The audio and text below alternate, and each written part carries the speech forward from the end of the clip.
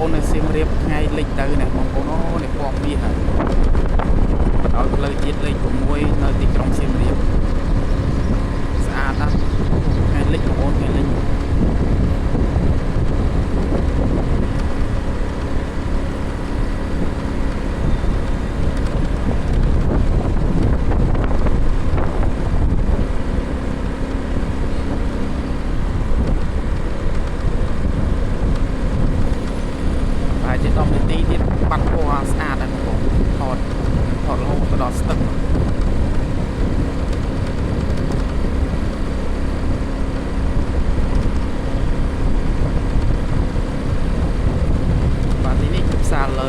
សាលើធំថ្មី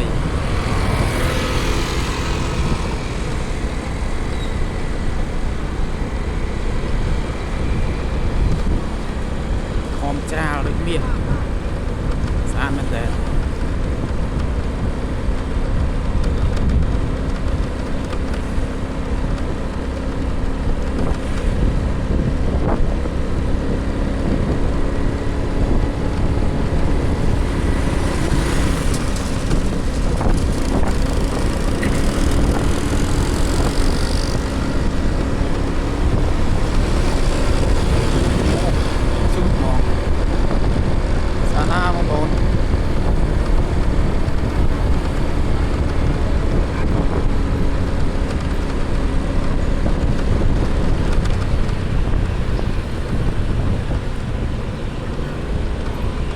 មាសក្រហមឆ្អិនឆ្អៅតែម្ដងបាទ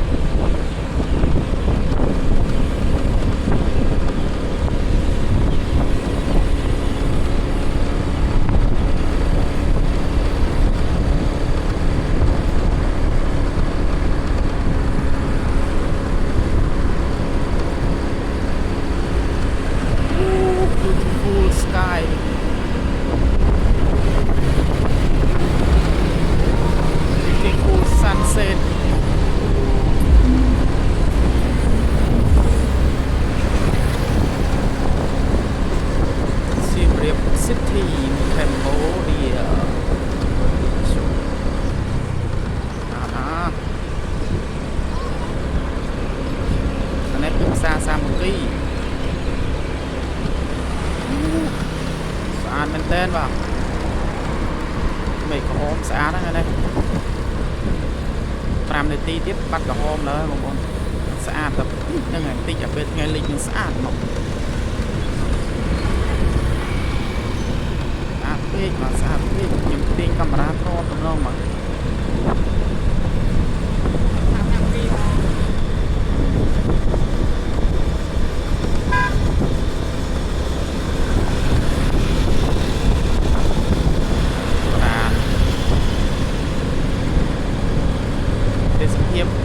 យូរមានម្ដងទេបងប្អូនថ្ងៃលិចស្អាតចេះអត់មានពពកពណ៌ស្អាតចាំងហើយសូរិយារៀបអស់ស្នំគុត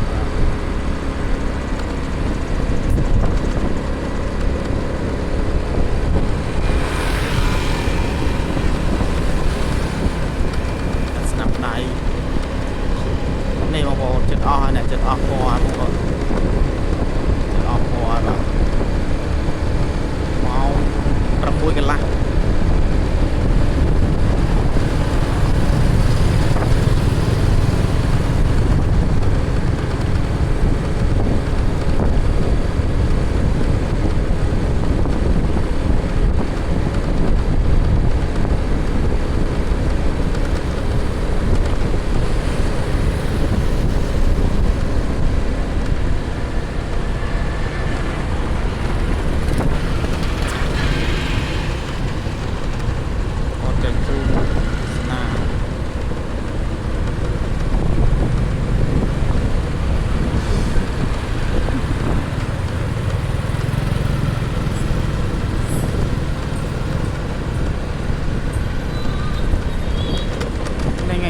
បាទគេទី3ហើយមីណាបាច់លើស្ពាននេះហៅស្ពានរាជដំណាក់បាច់ទេបងប្អូនក្បាច់ខ្មែរយើងស្អាតអត់បាច់លើស្ពានស្អាត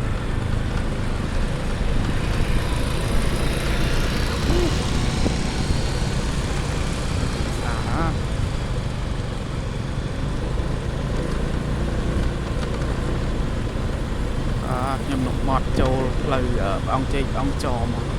ឥឡូវគេបើកឲ្យជីកហើយបងប្អូនយើងអាចជីកបានតែនេះគេហាត់ប្រាណបងនេះគេហាត់ប្រាណ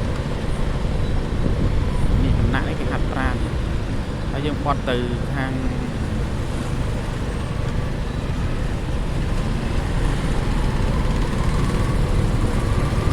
បត់ទៅស្ដាំទៅព្រះអង្គជ័យព្រះអង្គចោមស្ដាំនោះព្រះអង្គជ័យព្រះអង្គចោមនេះគេបើកផ្លូវវិញឡើងទៅស្ដាំជីកតាមព្រះអង្គជ័យព្រះអង្គចោមនេះផ្លូវព្រះអង្គជ័យព្រះអង្គចោមរីដំណាក់រៀងល្ងឹតដែរបងប្អូនព្រោះម៉ោង6 ជិត40នាទីហើយកន្លែងនេះគឺជារូបគំនូអនុស្សាវរីយ៍បាទគំនូអនុស្សាវរីយ៍ខាងឆ្វេងដៃហ្នឹងគឺកន្លែងទីសក្ការៈអង្គជ័យព្រះអង្គចោមបាទយើងបត់ទៅតាមឡានបងប្អូនទៅតាមឡានទៅខាងចំផ្លូវខាងក្រោយព្រះអង្គជ័យព្រះអង្គចោមវាខាងក្រោយនៅមកបែបបនច្រើនហើយយើងត្រូវបត់ស្នាមដើម្បីឡើងទៅខាងផ្លូវជាតិលេខ6អុកឆ្ពោះទៅពលានព្រះចាស់យើងបន្តមកផ្សារលាគីបងប្អូននេះស្អាតអស់ស៊ីមរៀបស្អាតមែនបងប្អូនបាទបត់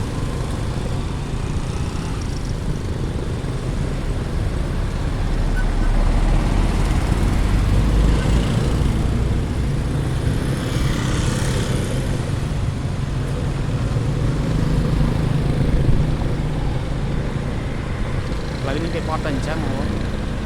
ចាំគ្នាផ្លូវ4ផ្លូវគេហៅផ្លូវច្រកតិចកោងហើយលេខបាត់ហើយបងប្អូនអើយអត់បានទៅដល់ផ្លូវជាលេខ6សោះនេះឥឡូវខ្ញុំថតតែជូនបងប្អូនឲ្យបានដល់15នាទីចុះតាមផ្លូវជាលេខ6ទៅរហូតបងប្អូនខ្ញុំបន្តទៅទៀតបាទតែជួយស្រីមក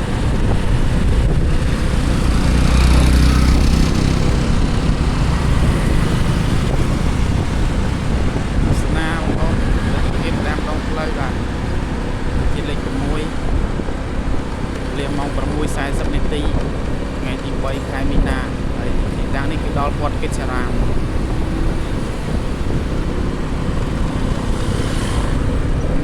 នៅតែស្អាតបីតែថ្ងៃប៉ុណ្ណឹងប៉ុន្តែភ្លើងនៅតាមដងផ្លូវនៅតែស្អាត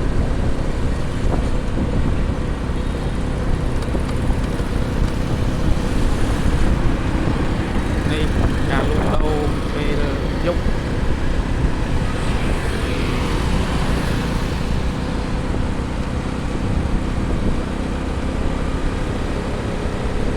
ស្អាតណាស់ទៀត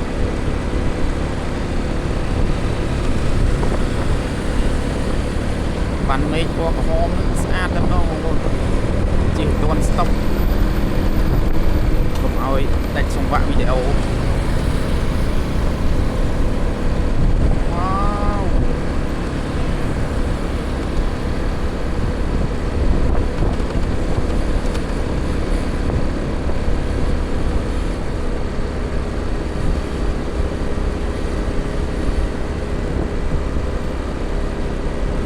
ទស្សនាដល់រីករាយជាមួយនឹងទិដ្ឋភាពដកស្រស់ត្រកាលដែលខ្ញុំជិះសានហើយ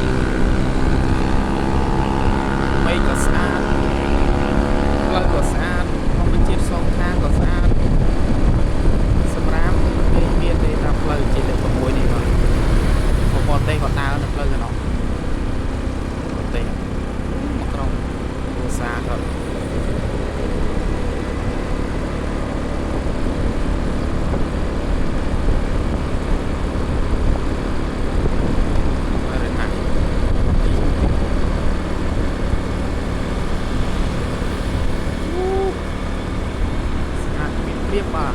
អូខេវីដេអូ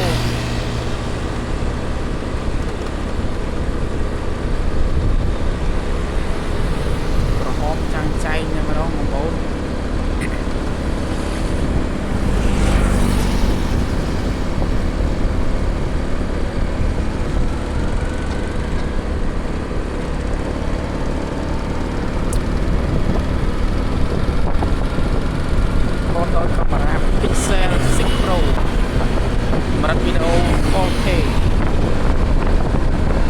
ជួយ Subscribe ជួយ Share Channel YouTube អ្នកមួយមកដើម្បីជាការលើកទឹកចិត្តឲ្យខ្ញុំថតភាពស្អាតតែជួយឲ្យបងប្អូនទស្សនាទៀតបាទហើយយើងដល់ stop នោះខ្ញុំនឹងបញ្ចប់វីដេអូតែម្ដងដល់ stop ខាងមុខនោះបងប្អូនខ្ញុំហៅ stop សាលាសម្ដេចឪទៅដល់ stop នោះនឹងបានចាប់រូបភាពកងវិលនោះស្អាតណាស់នៅមុខមួយទៀតអូស្តុកមួយទៀតនៅមុខកងវិលតែខ្ញុំអាចបញ្ចប់វីដេអូតែត្រឹមហ្នឹងទៅ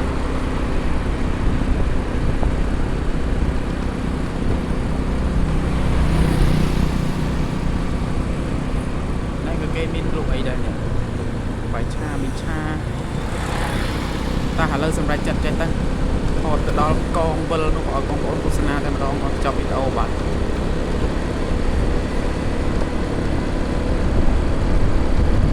កងវិលនោះគឺរបស់ក្រុមហ៊ុនជប៉ុនគេហៅថាអកូអាយគេចាប់ដើមស្រទុនទៅហើយចាប់ដើមស្រទុនទៅតាមពេលវេលាតែនៅតែស្អាតខ្ញុំថានៅតែពណ៌ស្រស់ស្អាតនៅក្នុងកាមេរ៉ាឥ